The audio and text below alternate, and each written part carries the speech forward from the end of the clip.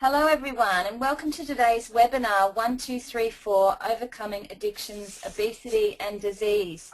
My name is Kathy Carr and in addition to being your host for today's webinar, my company C.H.E.K is also the South Pacific representative for the C.H.E.K educational programs throughout Australia and New Zealand. Before we begin, I'd like to fill you all in on the program for today's webinar. Paul is going to start the webinar with a roughly 1 hour presentation on 1234 system. After that presentation concludes, we will have a question and answer session for about half an hour, so you'll have the opportunity to ask Paul about how you can use the 1234 in your life. Muted. After the webinar, everyone will be muted except for Paul, so that we can make sure that the recordings are clear and easy to understand. When it comes time for the question and answer session, there are two ways you can ask your questions. You can submit your questions through the chat window you should see in the lower right-hand corner of the control panel that appeared when you logged into the webinar. I can then ask your question for you. Or you can ask Paul yourself. There are two ways to do this. If you have a microphone installed and active on your computer, you can call into the webinar by phone. To do that, you should see a phone and PIN number in the audio pane of your control panel. If you would like to speak to Paul live and you have called in or are on your microphone, please indicate to me that you would like to ask a question by clicking on the little yellow hand icon that you will see in the upper left-hand corner of your control pane. Don't worry if that sounds complicated. I'll repeat those instructions before we begin the Q&A portion of the webinar. So with those details out of the way, let's get to the good stuff. I'm pleased to introduce Paul Chek, world-renowned holistic health practitioner and founder of the C.H.E.K Institute and PPS. Welcome, Paul. Hello, hello. How great to be here, Kathy. Well, we're very honored to have you here and present this to us. Very excited. Thank you. Well, pretty soon you'll be able to reach out and touch me. I'll be right there with you. Okay, welcome everybody. This is the 1234 for overcoming addiction, obesity, and disease for permanent change by me, Paul Chek, holistic health practitioner. I'd like to start this presentation by letting all of you know that if you are an exercise professional, a trainer, a coach, a physiotherapist, physical therapist, or anybody in the healthcare or allied healthcare profession, this approach that I've put together over many, many years of practice and experience is a very simple, powerful, and effective method that will help all of you with your clients. And I'm sure many of you are dealing with clients that have addiction, obesity, and disease. And if you don't think you are, then by the end of the webinar, you might change your mind when you see more of what addiction, obesity, and disease really is. If you do have problems with addiction, obesity, and disease, welcome. This is a great place to be. Don't be afraid. Don't feel trapped. As I'll show you, these are all great ways to learn and grow and become the beautiful person you desire to be. So let's have a look. So let's talk a little bit about this 1234 model.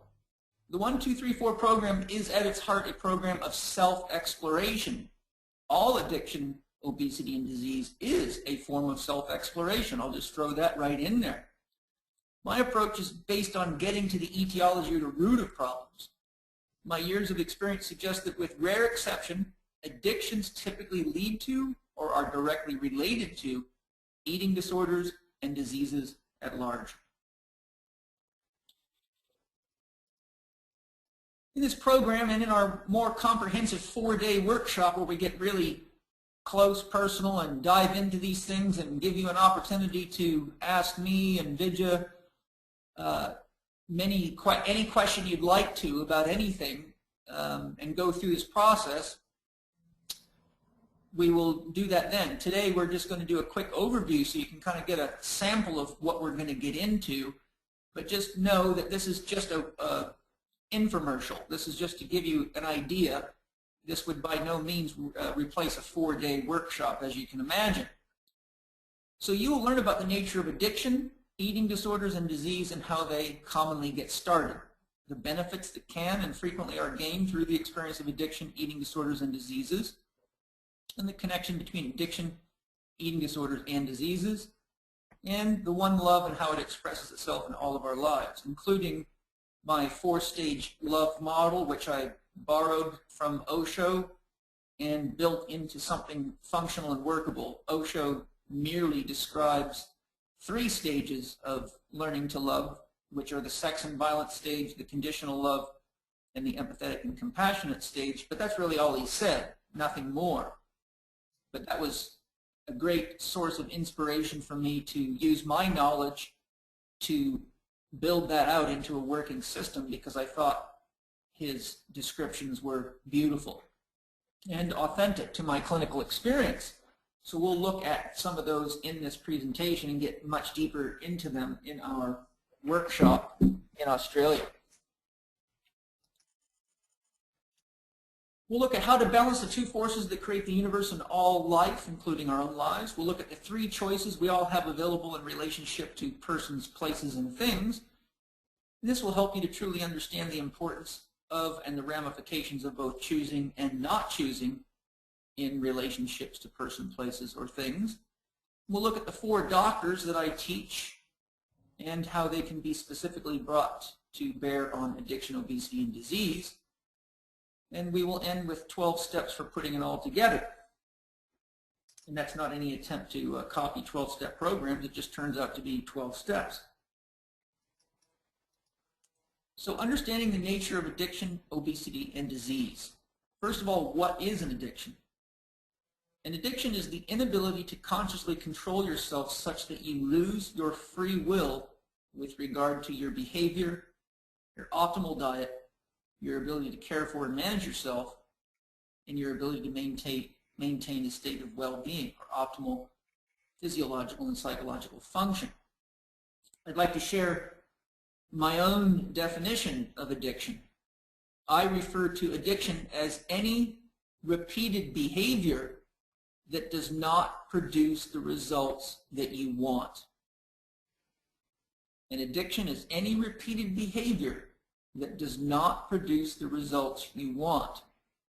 So for example, if somebody wants to have a healthy, fit body and they keep eating excessive amounts of sugar and processed food while trying to convince themselves that they're on a diet or on a conditioning program, then they are repeatedly making choices and producing actions that do not produce the results they want. Therefore, that would be an addiction.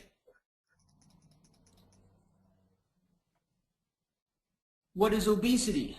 To be grossly overweight. Hip-to-waist measurement tells a lot.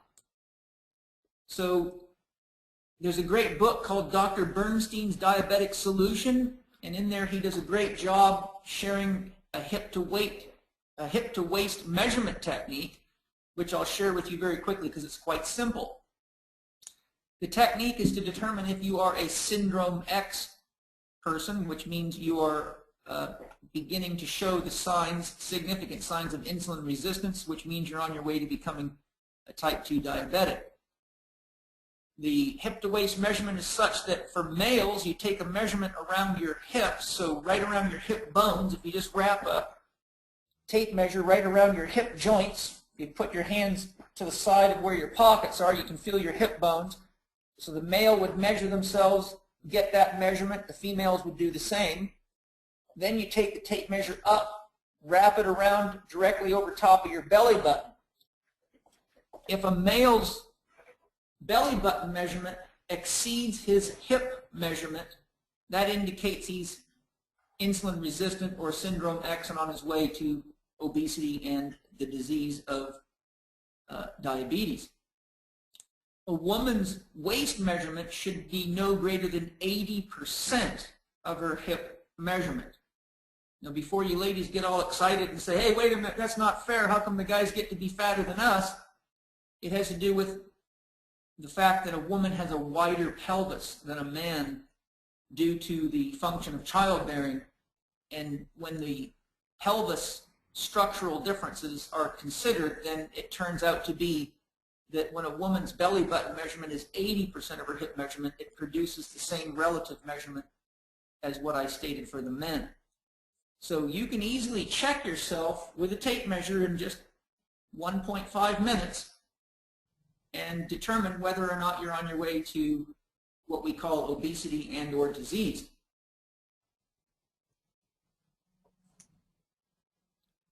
What is a disease? Any change in normal physical, psychological, normal physical, physiological, or psychological state that retards or eliminates optimal function. By that definition, it's pretty clear that an extremely large percentage of humanity suffers from disease right now. We have very high numbers of children being born with problems such as cardiac illnesses and all sorts of diseases that are hard to even imagine children being born with, but the rates of disease amongst children is rising through the roof very, very rapidly. Most of us think of the diseases as something you acquire in old age, but due to the diet and lifestyle factors that are essential to keeping you healthy not being followed and not being properly taught to us, we're now in a very unique situation where taking a course like the 1, 2, 3, 4 for overcoming addiction, obesity, and disease is very, very important for all exercise and healthcare professionals. If you are unhealthy, addicted, obese, or diseased, consider the following benefits. So very few people ever think about the benefits of addiction, obesity, or disease. And I spent some time writing down a number of the things that I found to be beneficial experiences that my clients over the years and myself have had going through issues of addiction, obesity, and disease. For me, it wasn't usually addiction, obesity, or disease. I have not suffered with that, but I have had my share of athletic injuries and things that gave me a chance to find out what the benefits were. So through my own experiences in my life and as a coach, I put a list together for you of some of the things I'd like any of you with addiction, obesity, or disease to celebrate so that you're aware that you're being given some beautiful opportunities. The first benefit is awareness. A state of addiction, ill health, or disease always leads to increased awareness of self. As your body becomes tired and starts to hurt, you become progressively more aware of the effects of how you manage yourself. You learn, if you pay attention, which foods help and which ones make you worse. You learn about the importance of rest and about the importance of movement in general. So awareness is a great benefit. Once you've got the benefit, then you don't need the addiction or obesity or disease to keep you aware that you have the ability to be aware or have awareness. Responsibility. You have a choice. Take responsibility for yourself or give up. It's your choice. Unfortunately, many people with addiction, obesity, and disease have just given up on themselves. And I can tell you from my own empathy and compassion, working with many of these types of people, that I feel sad that the great majority of my cases were not people that weren't making an effort. They were people that were largely severely misinformed by the healthcare system, governments, advertisements, magazines, books, etc.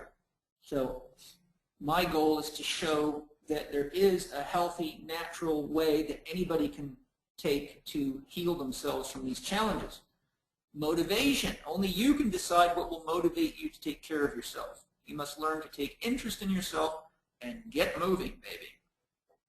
So once you realize what's not motivating to you, then you can flip that coin over and know that you can go in the opposite direction, and that should be motivating enough to realize that you no longer enjoy living with addiction, obesity, or disease.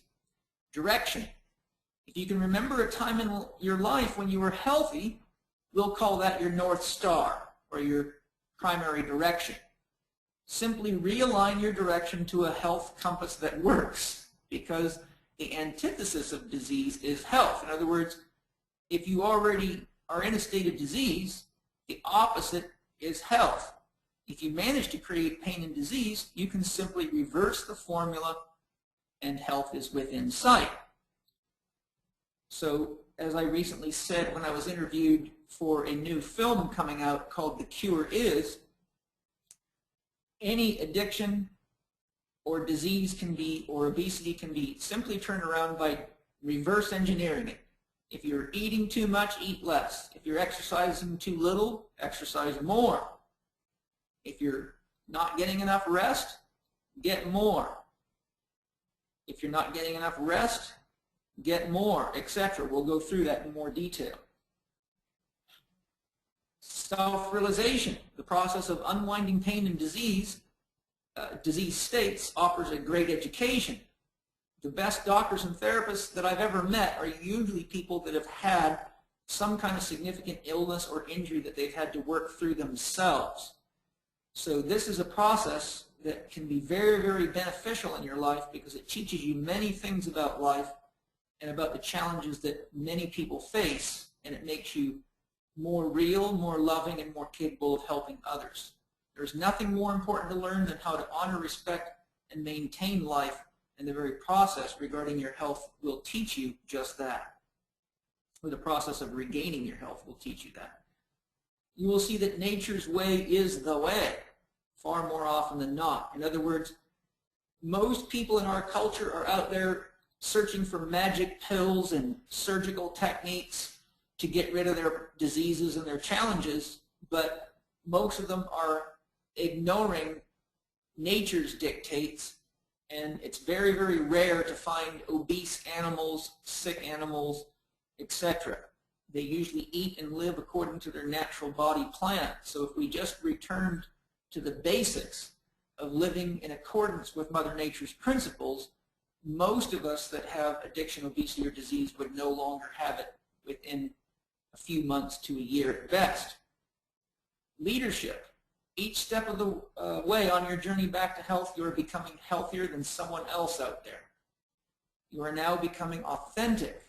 To the degree that you become aware, take responsibility, get motivated, find direction, and realize yourself, you are a leader of your own life.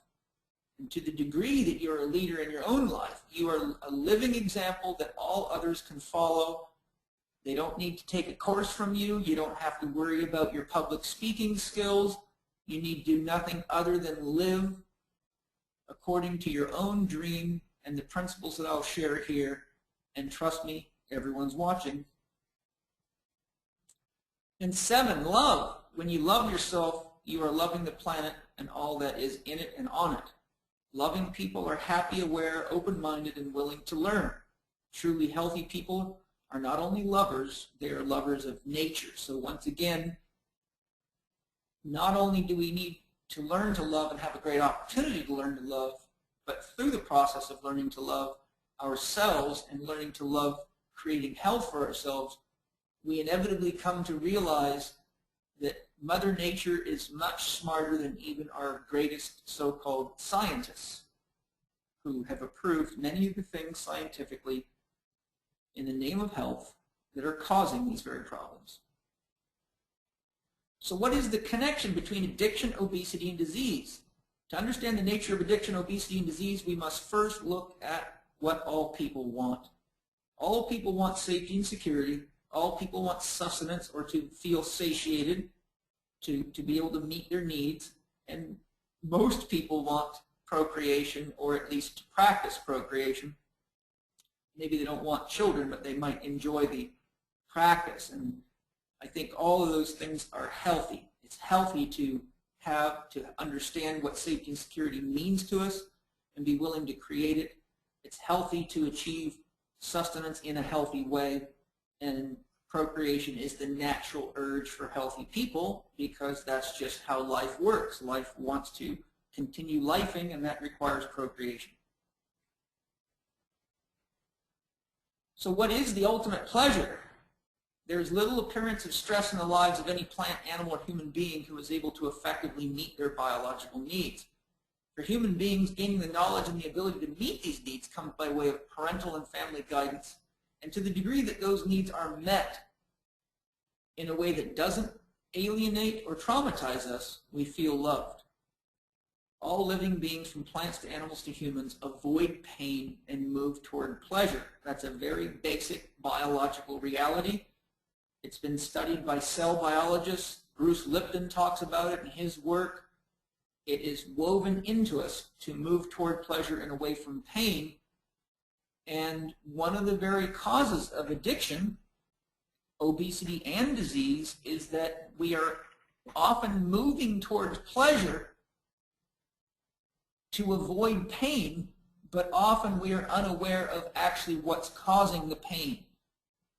We're unaware of how to resolve the pain. So much of what the 4-day workshop is about is how to identify the actual cause of your pain, which is not often known at the conscious level for many people. I've worked with many people with these problems who simply did not know why they were eating the way they were doing, not following plans, etc. So we work through that. Inevitably, we often find that there are painful experiences that have been blocked out of their memory, but once they're in a safe place, tend to come to the surface. So we try to create a safe place for self-exploration and self-expression in these workshops so that we can truly get to the cause of things. And I found that when people truly understand themselves, they also understand how to help themselves. Love is the magic that makes us feel safe, whole, and complete. To the degree that we are not how to create safety, security, and sustenance and enjoy healthy acts of procreation, we feel unloved and constantly seek the ultimate form of nutrition, love. In my observation, much of what drives people to addiction, obesity, and disease is an attempt at safe love, and we'll look into that a little bit more. So how are addiction, obesity, and disease related to each other?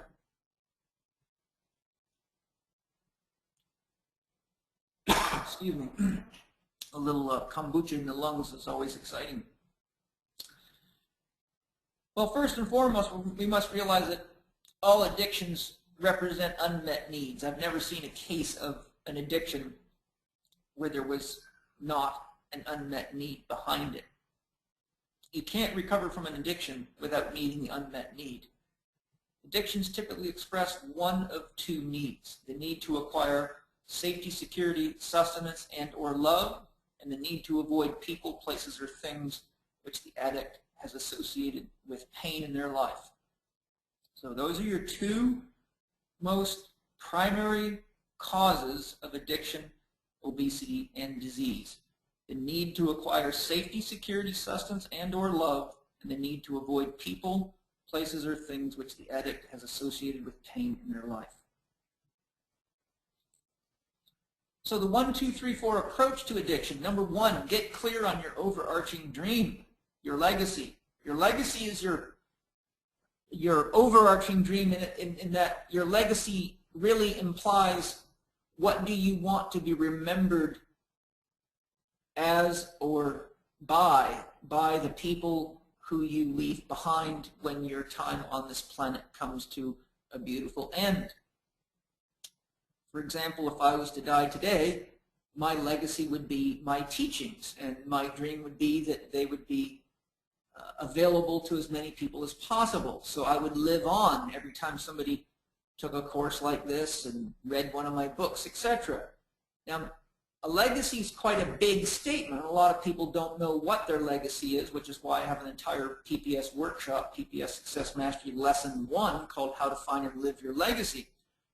But in the meantime, if you have addiction, obesity, or disease, then you could substitute legacy with your chief dream or goal, which may be to change the shape of your body or get over an addiction or a disease. So number one really means getting clear on what your direction is. 2, follow the principles of natural health. When we meet the biological needs of the body, safety, security, and sustenance, and the ability to connect intimately without fear, to self and others, that is, there is typically a massive reduction in our sense of insecurity at the very root of our biological existence.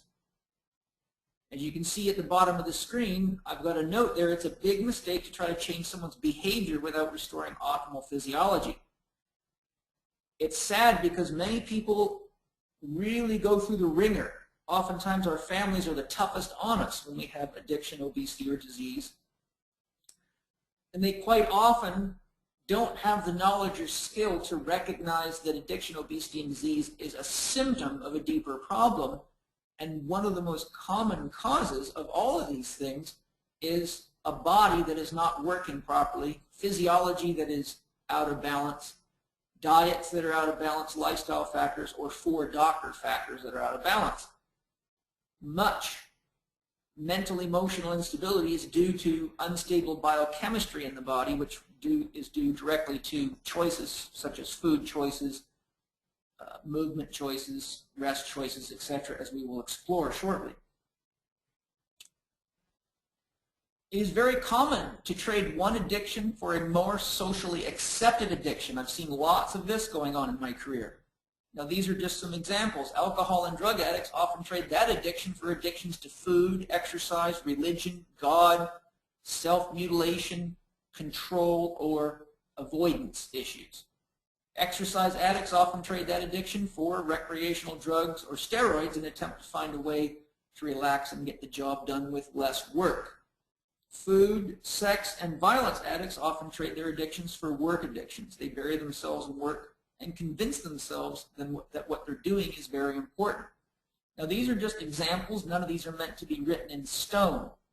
Any one of these can be interchanged with any other. In other words, food, sex, and violence addicts also can develop exercise addictions, religion addictions, God addictions, self-mutilation, mutilation, control, or avoidance issues.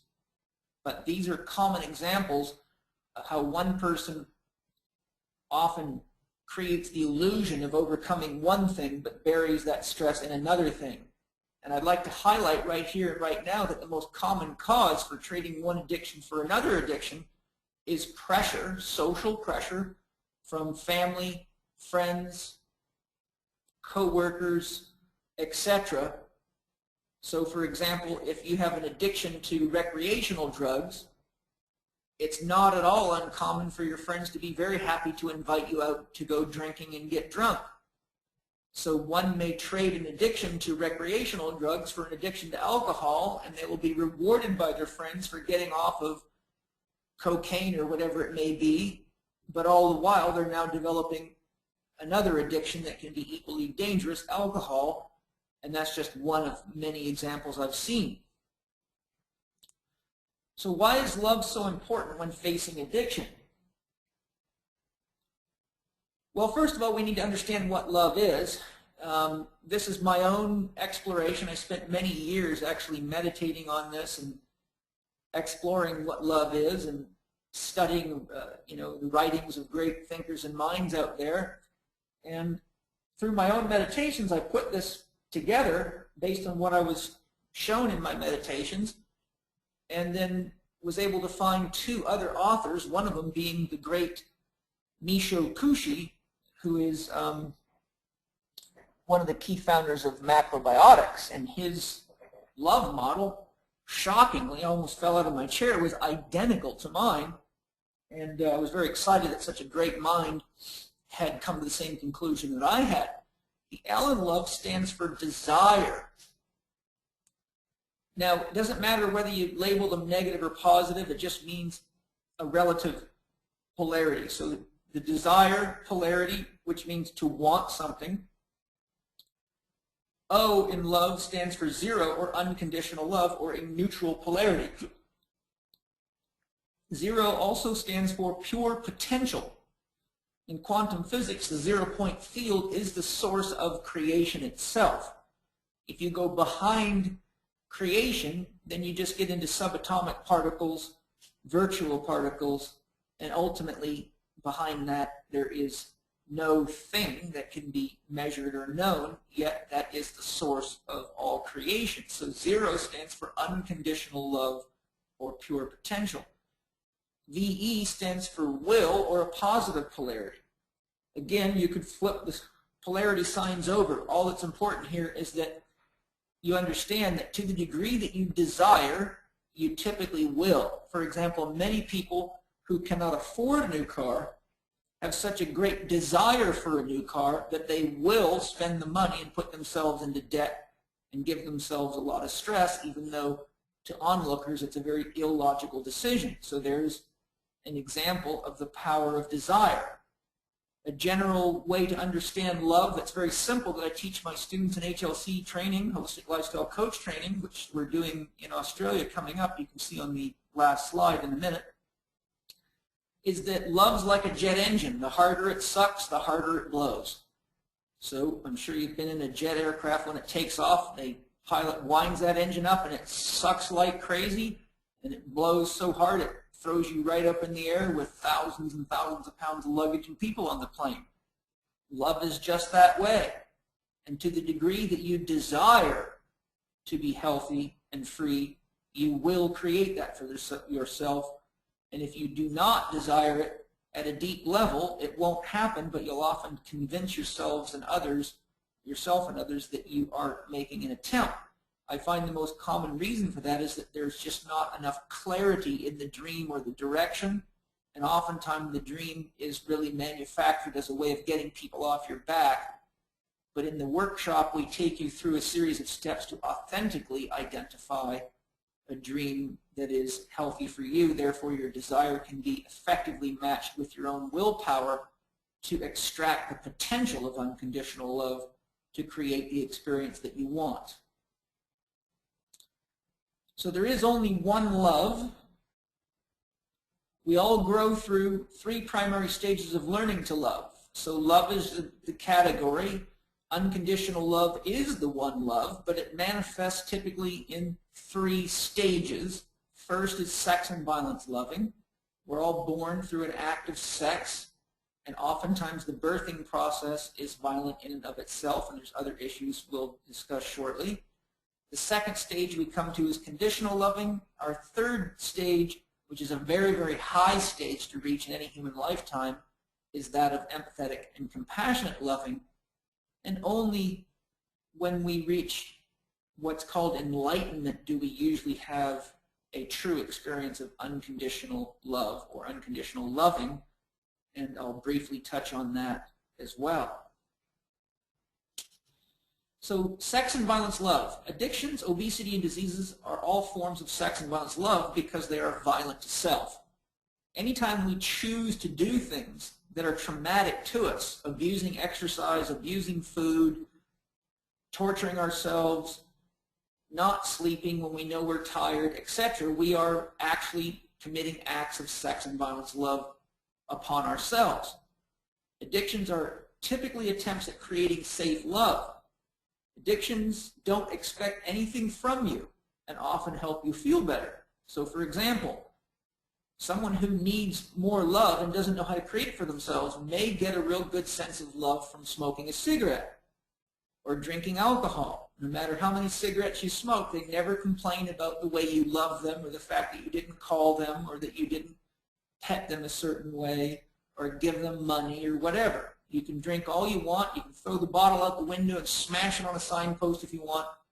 The bottle never complains, and neither does the booze. You can do anything you want to your cigarettes, and they'll give you all the nicotine and poison they have in them as lovingly as they can, unconditionally, and you don't have to worry about any responsibility. So the problem is that addictions lead to obesity and disease, not to mention creating huge problems with codependency. So sex and violence lovers often find that they go through repeated stages of attraction and repulsion, which means one minute they're on the wagon, the next minute they're off the wagon. They're often stuck in love-hate dramas. I've counseled more than I can count of these people, and underneath it you often find a love-hate drama. A classic example of a love-hate drama is someone who's married to somebody that they do not love and don't really feel suited to be with anymore, but have children with and feel trapped in the relationship and don't know what to do about it and don't feel capable of solving it, or have religious beliefs that stop them from expressing their true, authentic needs to family members and friends for fear of being chastised, etc. So that's common. Anxiety and depression are also very, very common in these situations. Momentary water pause, please, so I don't pour it down my lungs.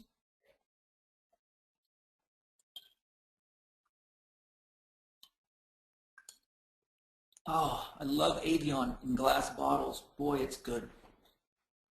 Especially after I put it in my water charger made of beautiful stones. It is magic. And on we go. So sex and violence love. The only thing that works consistently to help sex and violence lovers to progress on their own development towards well-being is to create better conditions, conditions that allow healing, growth, and positive self-value.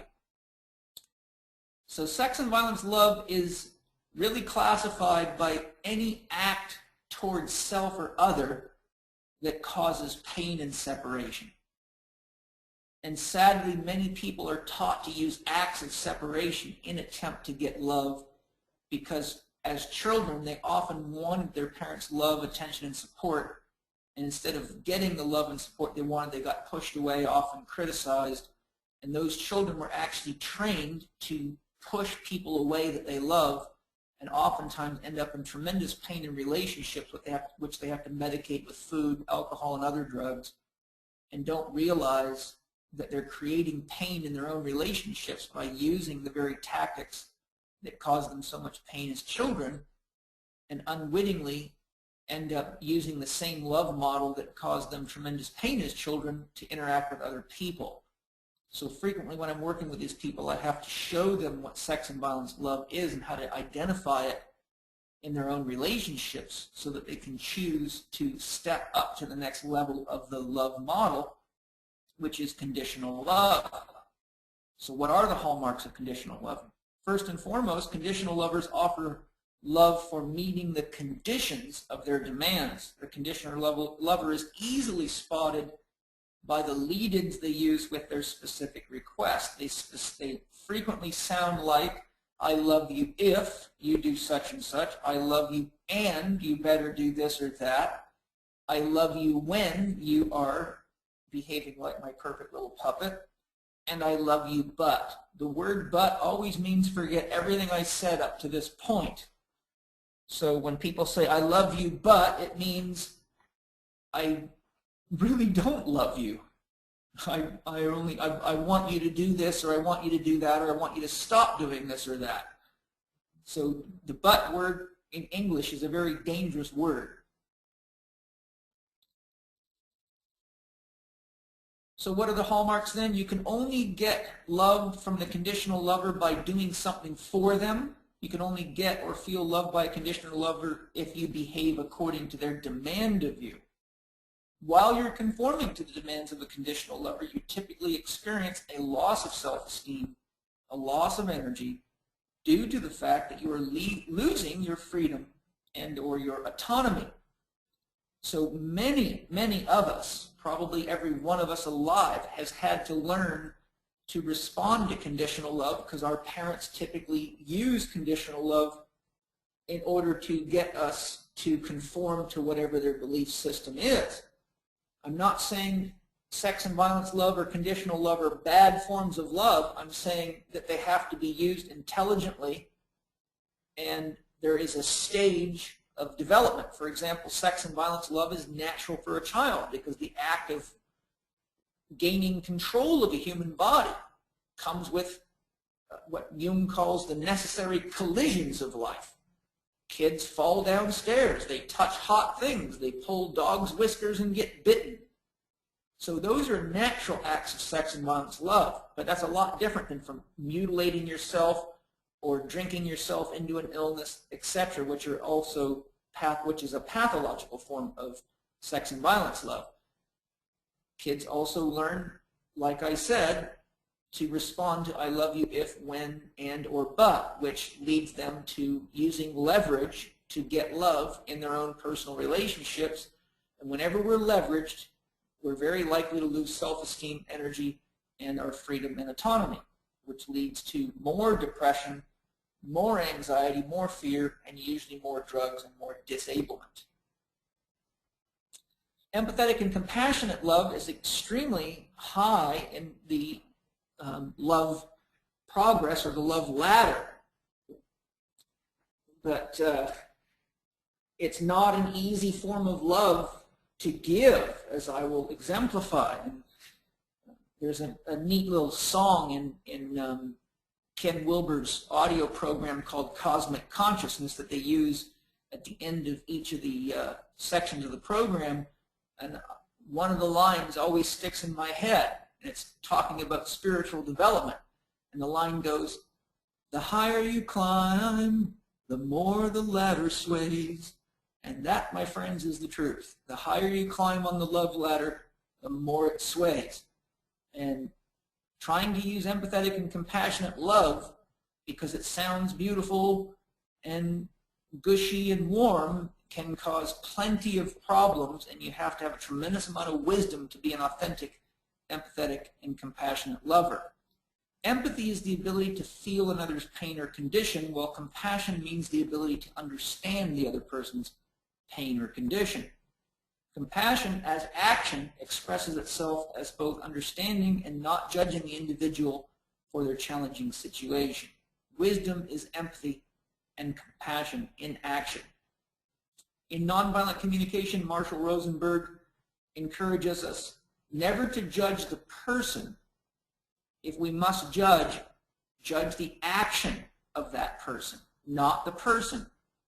So instead of saying, "You're such an asshole for doing such and such," you would say, "I'm feeling sad because you chose to go out and get drunk again even when you know you're on probation and could get put in jail for getting caught drunk again or lose your license forever," as opposed to attacking the person. So there's an act of wisdom that needs to be understood to be an effective, empathetic, and compassionate lover. And in the workshop, we get into these things in more detail, as you can imagine, with 4 days to do it. The challenges of empathy and compassion. People entering the stage of love often find they get less compliance with those in the sex and violence and conditional love model. It frustrates them because they're really making an effort to be wise people, or to be wise, but people in the sex and violence love model in particular, and those that are new to the conditional love model, will often abuse the empathetic and compassionate lover. Empathetic and compassionate lovers look awful soft and easy to manipulate to sex and violence and conditional lovers, particularly sex and violence lovers. For example, if you think you're being empathetic and compassionate with a teenager by giving them the keys to the car after they've shown up 3 times drunk last week, 4 hours past the time they were supposed to be home, then you're actually creating a greater likelihood that you're going to reinforce the disease as opposed to making an intelligent decision based on what I know as a therapist, which we discuss in the class, so you have the skills to begin practicing that. You must learn to use a sliding scale, moving up and down the love model as necessary to speak the language necessary for connection. Learning nonviolent communication techniques can really help. As you can see my note, remember, connection must always come before correction if long-term success is the goal. Now that alone is not easy to practice. For example, when you're upset at somebody and you're real disappointed in the action that they took, it's quite hard when you're frustrated or angry to connect to someone out of empathy and compassion, or out of a willingness to try to understand them or to make them feel safe and secure before you express your feelings about their action. But when we make connection, we actually give the opportunity for the person to have a safe environment to express themselves, provided that we are connecting to them out of a true, authentic willingness to help, as opposed to just gain control of them, which is often for our own comfort. In other words, many people try to control people with addiction, obesity, and disease, not to help them, but because they're in pain watching the person, and their attempts are pawned off as trying to help the person, but really it's just because typically somebody in your family is embarrassed about your condition and doesn't want people to know about it, or any number of such attitudes. So we must remember to connect before we try to offer correction. And if we don't have it within us to connect, we should avoid trying to address the issue until we have it in us, or we're likely to make the condition worse, and potentially much worse. I've witnessed it with my own eyes many times. Unconditional love is unachievable by a human being for the most part, because all ideas or actions are products of the mind, and mind by nature is made of relative conditions. So if you put a list down of all the things that make you feel loved and don't feel loved, you will put down a list of conditions. If you say, well, I'm unconditionally loving, so I'm going to give my money away to a variety of charities. Well, you've chosen to give that money away to a variety of charities, not divided equally amongst all the people on the planet. Therefore, you're already creating conditions. If you decide to love any one person and not share that magnitude of love with any other person, you're already creating conditions. To be unconditional means to lose self, to have a self. My name is Paul Chek. That is a condition. To be unconditional love means I must lose all recognition of self and therefore become unconditional, the result of which is nirvana, which means to blow out in Buddhist language. Nirvana is a Buddhist term. If you look up the word nirvana in a Buddhist dictionary, you will see one of the definitions of nirvana means to blow out or extinction, which means no more self-recognition, no ego, no memory of anything that you've ever experienced, no memory of who you are or what you've ever done. Not an easy thing to subscribe to. You become God, which means you become one with the universe and all that is, yet you have no self-recognition. That's a state or a mode of existence that most people don't want, clearly evidenced by the lack of enlightened teachers around now and at any time in the past. Osho says it takes about 6 billion people on average to produce one truly enlightened human being. And the universe is really patient and willing to wait for any one of those 6 billion to achieve the experience of unconditional love, because once somebody has it, it changes them forever, and they become a living example to all others as to how to climb that ladder from sex and violence love to conditional love to empathetic and compassionate love in preparation for the ultimate experience, which is offered to you philosophically at the moment of death. But it's better to get ready for it before then so that you don't have to deal with the shock of unconditional love and the shock of death at the same time. So learning to make these steps in your lifetime is a fantastic way to have a much more beautiful experience at the end of your life than struggling as you walk the gangplank into emptiness full of fear.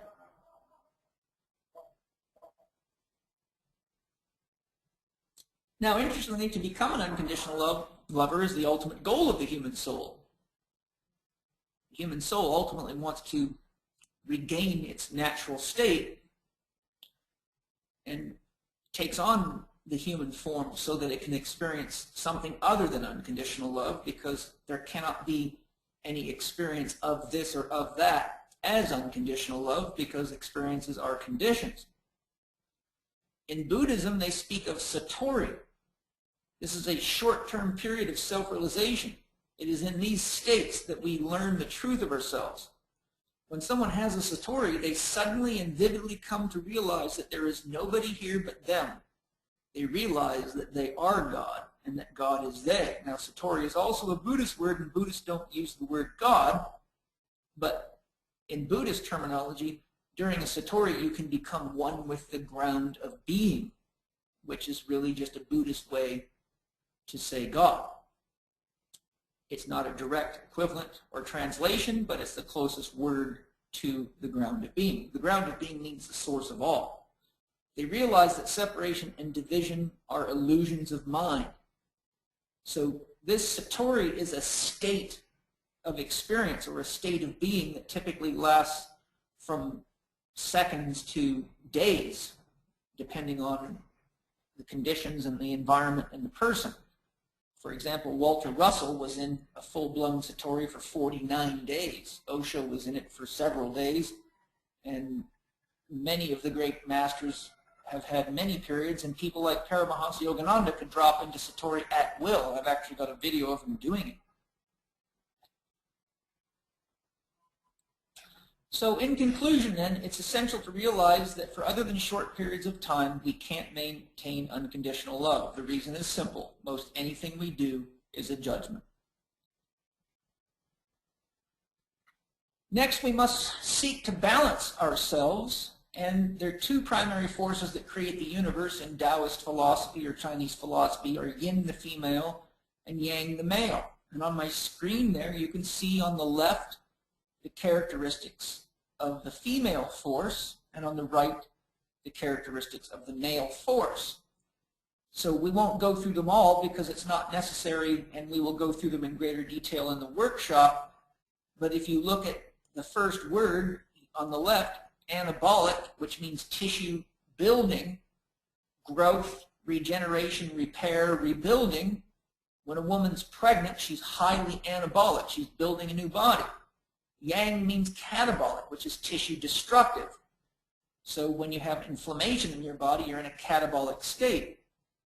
The feminine force relates to wetness, the masculine force, dryness. The feminine seed, the masculine sprout, the feminine night, the masculine day, the feminine cooling, the masculine warming, and so on. Now you can see also that the female force is harmonious with and acts through largely the parasympathetic nervous system, which is your digest, repair, rebuild, and eliminate branch of the autonomic system. And the male energies act through the sympathetic or the fight, flight, or freeze branch of the autonomic system. So anytime we have imbalances in our autonomic system or our physiology, we're going to have imbalances in our emotions and in our mental state that reflect those imbalances. So in my program, I really believe it's essential to normalize easily controlled diet and lifestyle factors, because when we bring balance to ourselves in the yin-yang perspective at the physiological level, then we create a safe and effective platform to begin changes at the emotional and mental level. And many of the diagnoses that people are getting that lead to the use of drugs for mental emotional imbalances, in my experience, which is plenty, is a direct result of physiological imbalances in diet and lifestyle factors. And a very, very high percentage of my clients get off of SSRI drugs and mind-altering drugs given by psychiatrists and physicians for mental emotional disorder as soon as they learn to eat, move, and be healthy through proper diet and lifestyle practices. So that's a miniature exposure, but once you know what you love enough to change for, then you begin to look for the imbalances in your life based on what it means to be a healthy human being to begin with. As psychologist Jerry West beautifully says, when you have a big enough dream, you don't need a crisis. Most people are wandering aimlessly through life without a dream because as children they spent most of their time being conditioned by adults to not do the things they wanted to do, but to do the things they were told to do. And if that happens during the period in which your mind is growing and developing, particularly the first 12 years of your life, if that happens too frequently, you actually lose your own ability to think creatively and think for yourself. And the result is you become dangerously conditioned to experience a life of somebody else's dictation, not of your own creation. And that is the stuff of addiction, obesity, and disease, I can assure you. We all only have 3 choices in every relationship with persons, places, or things. The optimal choice is the one that's typically the best for everybody on our dream team. So if your dream is to overcome alcohol addiction, for example, anybody that's intimately involved in that process would be someone that you want to involve in making choices that may affect them, not just you, but all of them. For example, if you set up a meeting with your parents to get some money so you can go into a program to help you heal from an addiction, and you choose not to show up, that would not be an optimal decision, and that can cause pain in relationships.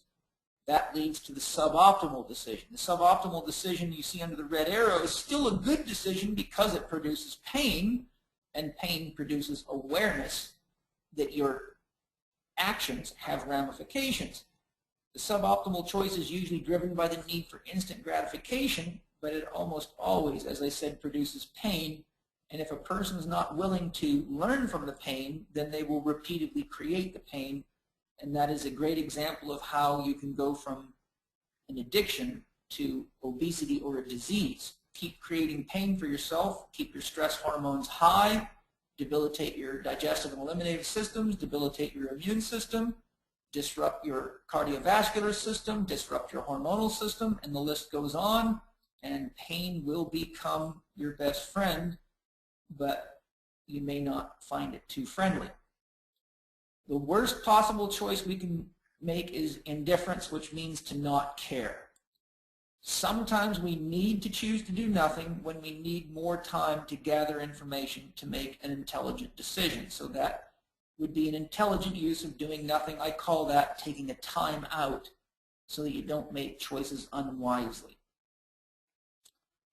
Finally, we have 4 doctors, and those are Dr. Happiness, Dr. Quiet, Dr. Diet, and Dr. Movement. And these 4 doctors are my own philosophical categories for a living philosophy. You cannot boil a living philosophy down to a more bare essential structure than Dr. Happiness, Dr. Quiet, Dr. Diet, and Dr. Movement.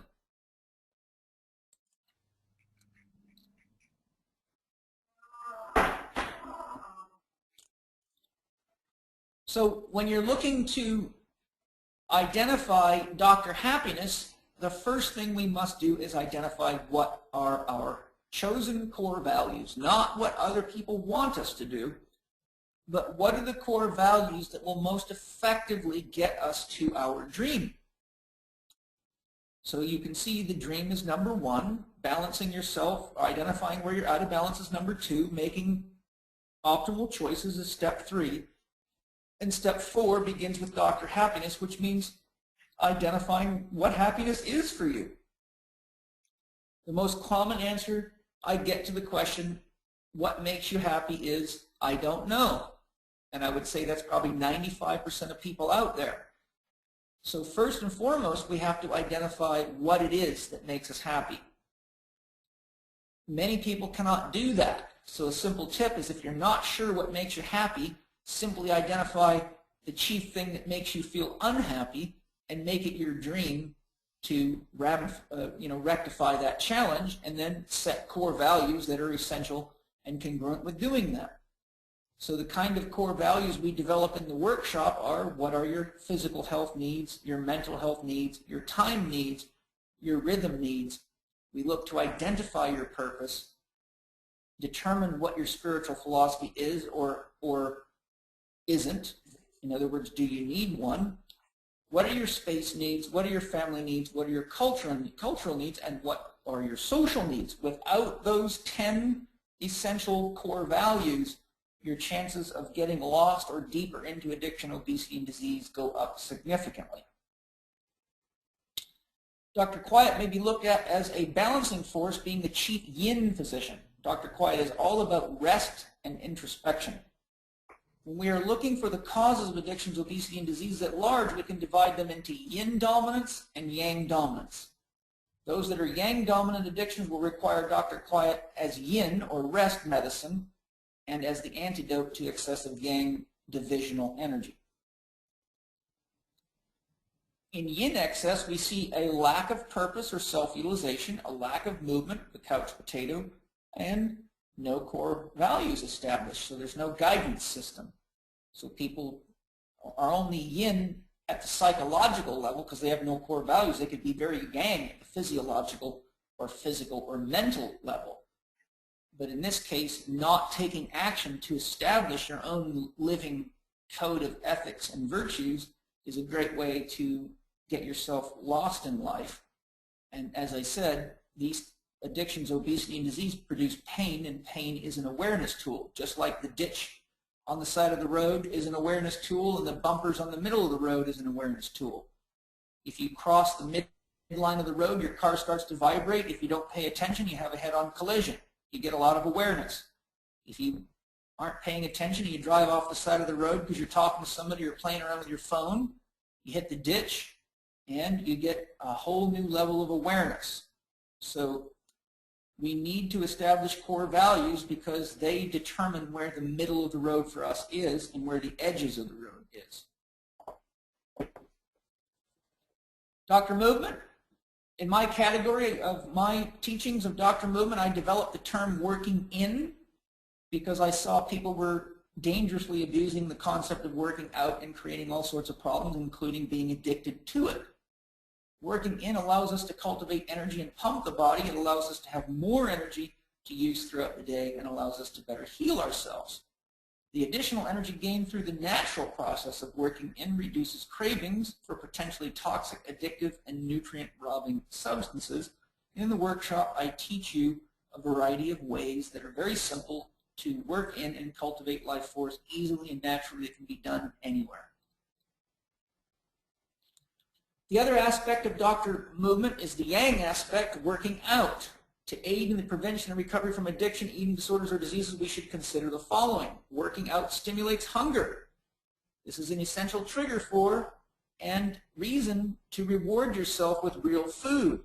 So if a person's already working out but eating garbage food, well, this is a reminder to eat real food. If they're not exercising enough and we get them into a properly managed and written workout program, then they will stimulate hunger and we can make them aware of what real food is. Working out stimulates thirst, and this is a great reason to drink water, not soda pop, not coffee, not tea, water. As my friend Robert Rakowski says, the best solution for pollution is dilution, and we're in a very toxic world, and water is nature's chief solvent. It cleans the body. Water is also essential to all biochemical reactions in the body. When we're low on water, it's a major stressor to the body. In fact, research shows, you can read the book Your Body's Many Cries for Water by Dr. Batman Gilage. He shares right in there, 1% dehydration in the central nervous system can cause significant psychological disorders. So drinking water is essential to overcome addiction, obesity, and disease. So that takes you through the basics of the 4 doctors. You got Dr. Diet, which is eating real food and understanding what you need. You got Dr. Quiet, getting adequate rest. Dr. Movement, we discussed, and Dr. Happiness is having core values and putting a compass bearing on your dream-making self, or having a GPS coordinate so you know where you're going. Remember the old saying? If you don't know where you're going, any road will get you there. So in the workshops I will be giving, I will explore some of these concepts with you. A day in the gym with Paul Chek gives you a great chance to learn how to use exercise to overcome addiction, obesity, and disease. Scientific core conditioning gives you a great chance to learn how the core functions, how to test it, how to make corrections, and this is an essential course for anybody that wants to be healthy, any athlete or any therapist of any type.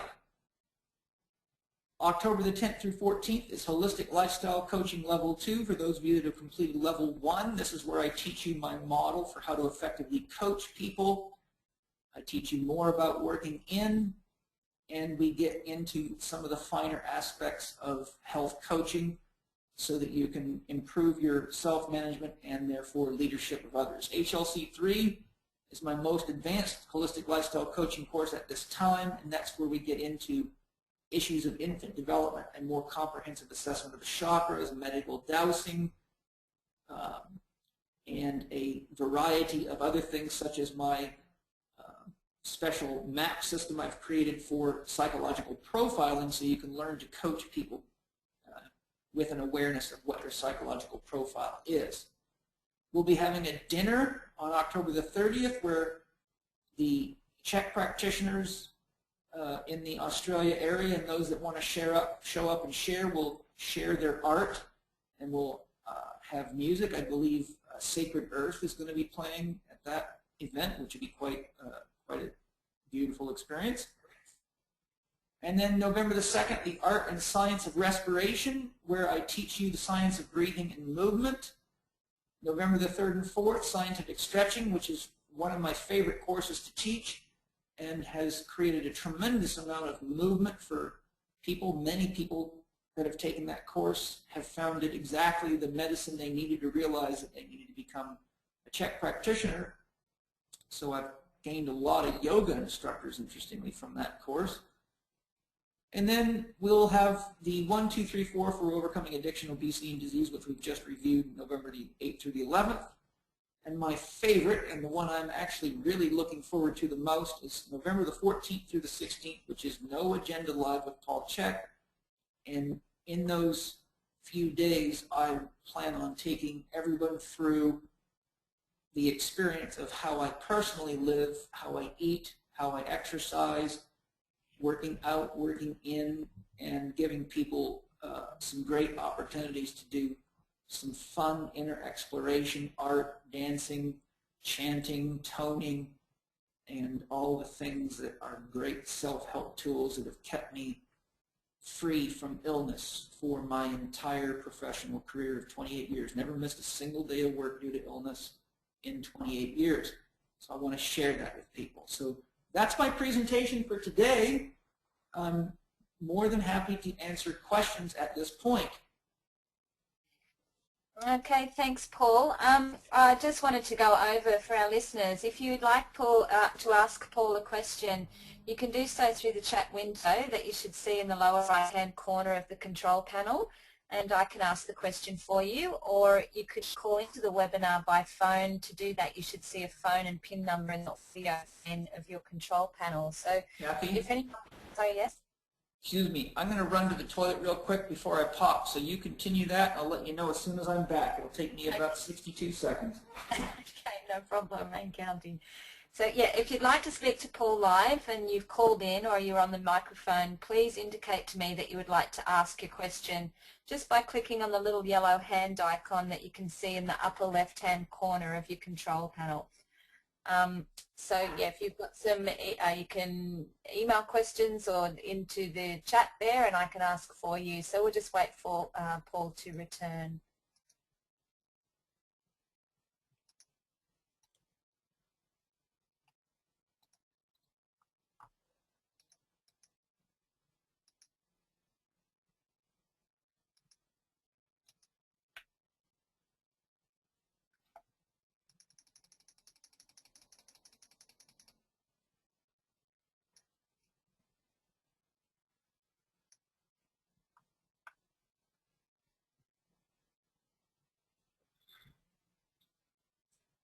Okay, I'm back.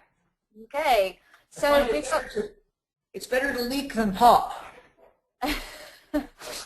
Okay, so we've got one here, Paul. This one's from Lucas. I experienced an extreme clarity of my mind and I was able to talk as the wiser man when reading people's feelings and helping them understand themselves in a way that I actually better themselves. At the same time, these drugs opened a path from my heart to my intuition and I developed an unbelievable state of mind which helped me avoid many extremely difficult situations. What I'm asking is there any way that some drugs can help the person get into a state of mind, spirit, where the depth of your being is coming out stronger? Sorry, I had some guy on a Harley Davidson just make sure everybody in the whole world knew he had one. Could you give me the last sentence? Sure. So the question is there any way that some drugs can help the person get in a state of mind, spirit, where the depth of your being is coming out stronger? The answer to that is yes, but there is a real risk that, and I have plenty of knowledge of this from experience with these kinds of cases, the risk with that approach is that the person does not learn from the experience because they're not guided by a skilled shaman or psychologist or journey leader or therapist. And so what happens, they have these beautiful drug experiences on things like ecstasy, for example, yet they don't actually change their behavioral model.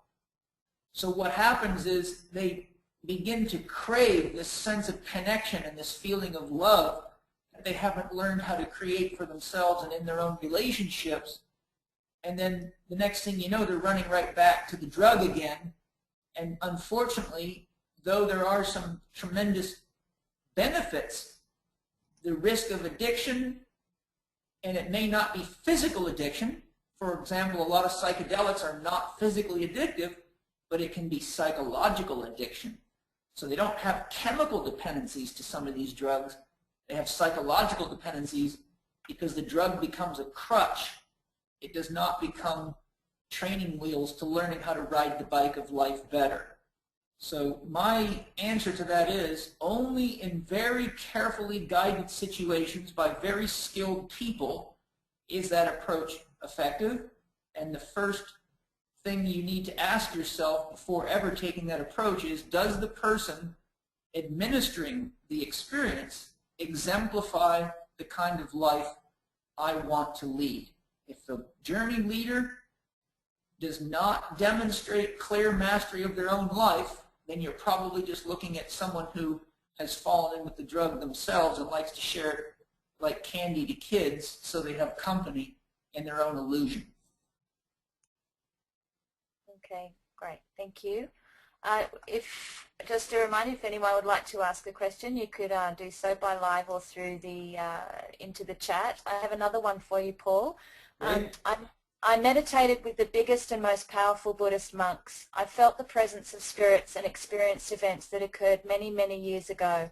When I told them what I had felt, they told that these events didn't happen, and they asked me to stay with them because I have an ability which is rare, and they wanted to help me reach my potential, which apparently is limitless. What do you do, Paul? You say goodbye to this life and your children and go to become a very powerful being that will help many, many others? Or do you just stay with your family and not reach your potential? One of my sacrifices is to stay away from any physical contact with women, which I really love. What do you think?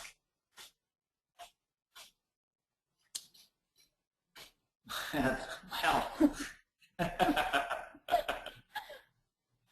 I think that's one of the most common paradoxes of spiritual development. This is why in India, most men do not go off to the into the depths of spiritual development until they retire from their work life, so that they've met the obligations of raising a family and taking care of the needs of those around them. My answer is, anytime you go off to become a more powerful spiritual being at the expense of meeting the obligations that you've already committed yourself to by getting married and having children, then it's kind of like cutting your left arm off to grow a better right arm. It never really works in the long run, and unless you think you can achieve the level of enlightenment that Buddha did and come back and tell your wife that it was worth it and you're going to be a healing force on the planet to compensate for this child that had no father, and leaving a woman to do the work of mother and father, I don't think it's a wise idea. I think true spiritual development can take place in any environment, and ultimately going off for short periods of time that do not disrupt your obligations and getting a legitimate practice from a legitimate teacher is the way to go. And in my opinion, the wisest teachers encourage you not to disengage from the activities of life and to stay in the battlefield where it's the only place that you can test your authenticity anyhow. So I'm not saying that there's a right or a wrong way. I'm only sharing my own opinion from my own experiences and my own studies, and having dealt with many of these people, and I've actually had clients consult me who had already left their families and gone off into the woods and found that miraculously lots of problems occur out in the woods too. You find out that even Buddhist monks can be hard to get along with. You find out that masters won't put up with your bullshit and will call you on your crap very quickly, but now you have a choice. Stick it out or run back home with your tail between your legs to your obligations where you're not usually received with a very warm welcome. There's an old saying, The way you do anything is the way you do everything. So anybody that's clear about what love is and authentic responsibility is doesn't seek to circumvent the responsibilities of being a human being.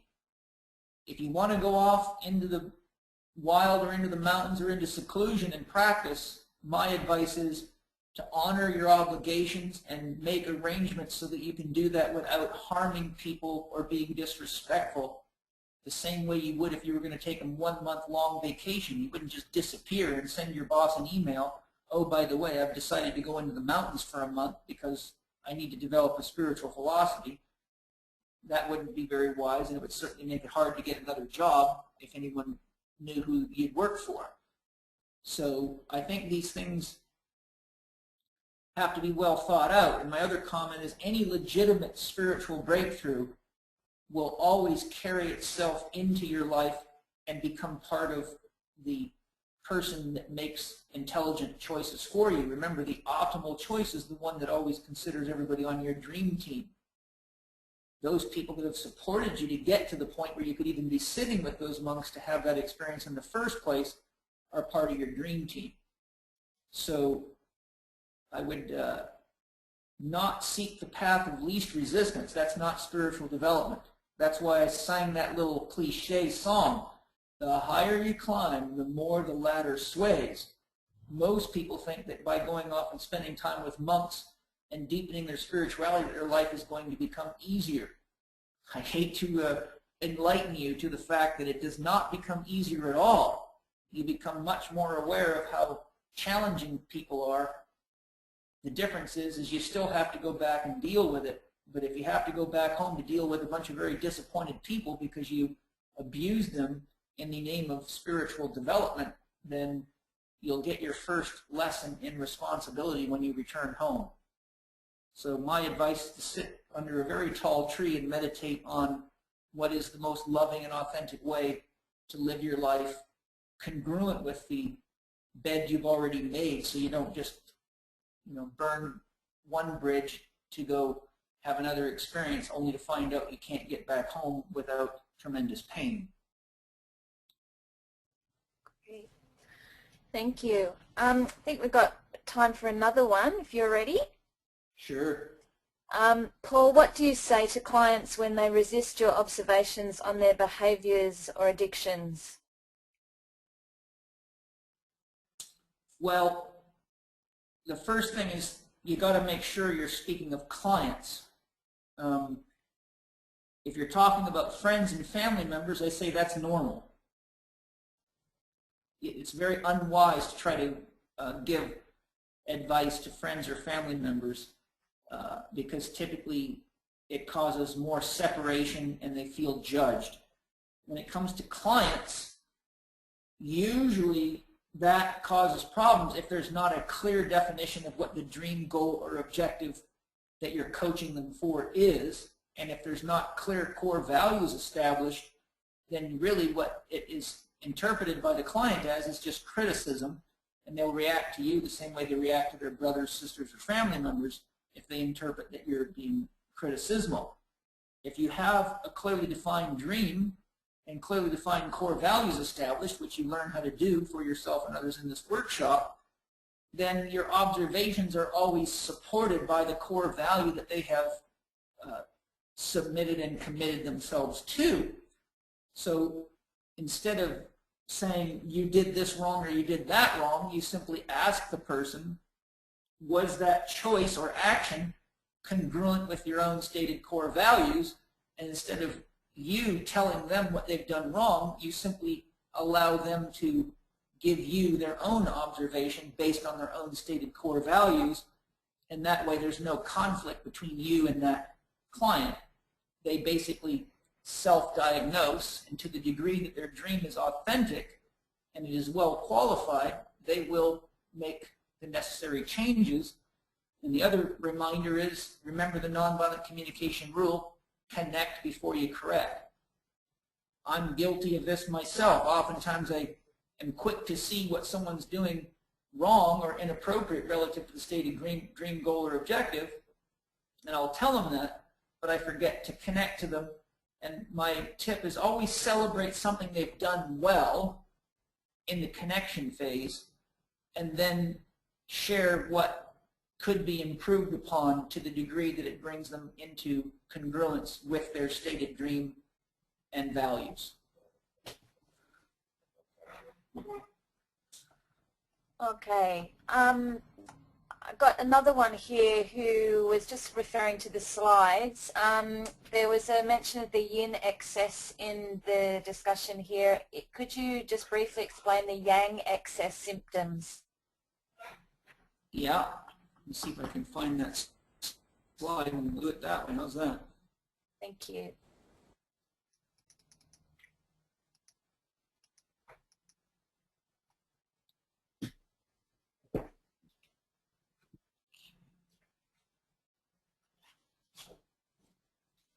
Give me a second. I got to find that slide.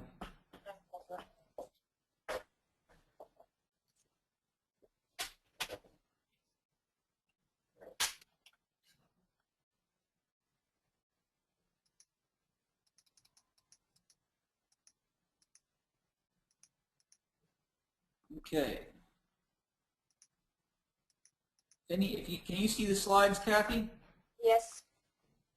If you see that slide that has yin excess and yang excess, tell me, because you're female, so you're probably going to see a lot more in the refrigerator than I am. Okay.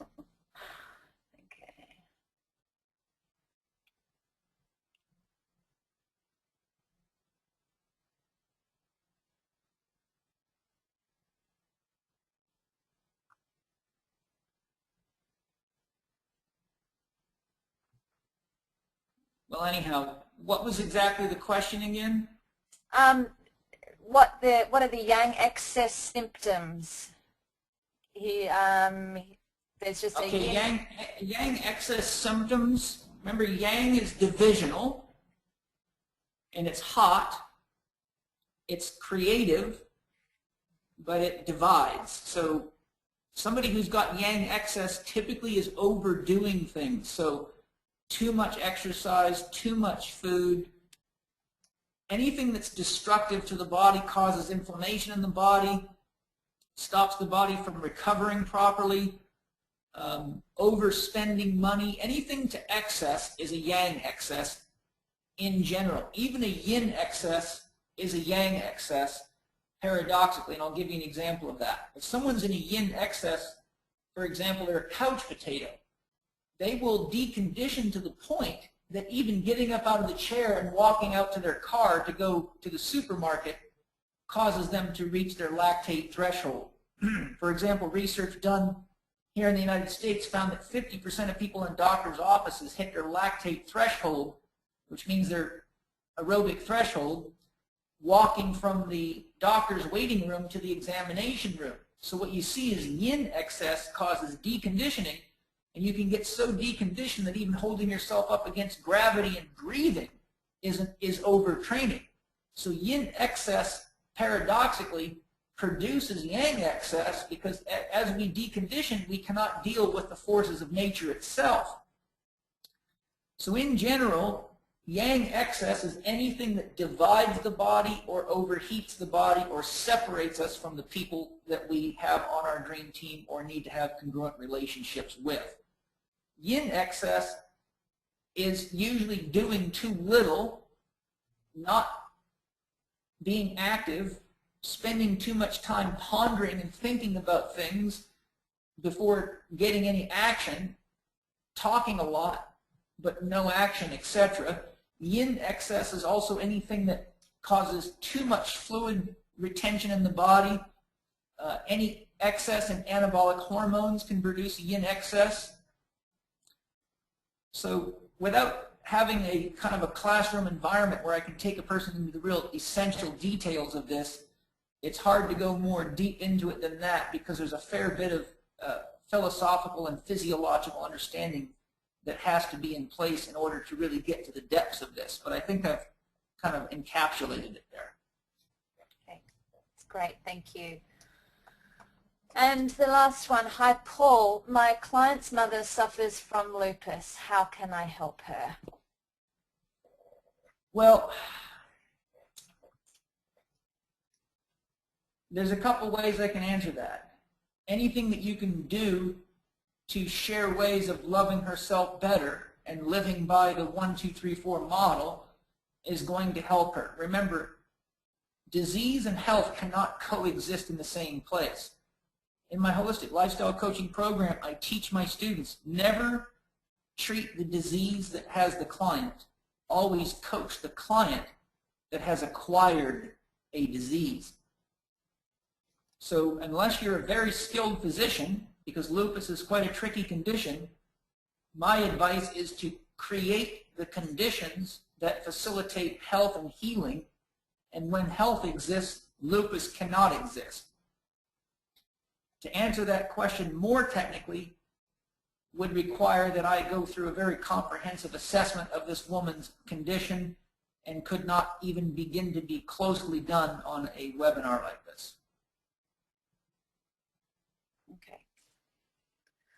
Okay. From the same person, he's just asked how he could get the slides to help him understand better the 1, 2, 3, 4 model. That would be coming to the 1, 2, 3, 4 seminar. If you come to the 1, 2, 3, 4 seminar, that's my advice. If you cannot make it to the 1, 2, 3, 4 seminar, then you can buy the 1, 2, 3, 4 for Overcoming Addiction, Obesity, and Disease program, which comes with 11 hours of audio and a 136-page self-help workbook that takes you through the system.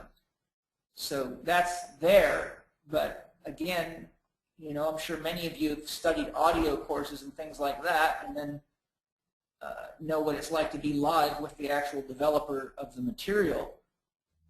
So my advice would be come to the workshop and go through the depths of it and really learn the steps and take yourself through the steps so it's not just intellectual information. Part of the reason for the workshop is to develop a level of authentic self-exploration so that you're not just a talking head when you're helping people through this. You actually can share how you've applied the model in your own life. Unfortunately, the Western culture equates the idea or the ability to regurgitate things like a parrot as equal to the actual experience. That's a very, very dangerous philosophy, and that's why we have so many people with advanced degrees that are lost suffering from addiction, obesity, and disease, and creating educational programs and nutritional programs that create these things. So those are the options right there. Okay. Well, great. Thank you. I think that draws us to the end of the questions, Paul. I just wanted to thank you from all of us for that wonderful insight to the 1, 2, 3, 4 system and what we can expect in your upcoming 4-day seminar on the 8th to the 11th of November. And we're all really looking forward to your arrival in Sydney just in a few weeks. Yeah, well, I'm looking forward to it as well. It'll be my last long trip for probably a good year, so if you're in Australia and you want to see me live, now's your chance, because part of my 1, 2, 3, 4 plan for maintaining my own health and vitality is to stay off of airplanes for a good year, because after over 20 years of nonstop jet travel, I'm pretty much traveled out. So I'm going to have to make this my last big airplane trip for a long time to come is to Australia, and it's only because I love Kathy and Donald and their children enough to make a long journey like that I'm coming over there, or all of these things would have been done by internet. Well, we thank you deeply, Paul, and thank you to our listeners for joining us on the webinar. If you'd like more information on the tour and any other upcoming events, please visit our website www.placeofchi.com, and thank you again to everybody, and most of you, Paul. Hey, thank you guys. Thanks for letting me share. Hopefully I get to share lots with you at the 1, 2, 3, 4 workshop, and any of the others you'd like to attend, except for the ones that require prior training, such as HLC2 and HLC3, and those people that are qualified will know who they are, and I hope to see you there because I've got lots to share with you. Well, it's going to be a good one. Thank you. We'll see you then, Paul. Take care. You got it. Stay well. Send my love to Josh, Ryan, and Donald, and all the crew over there.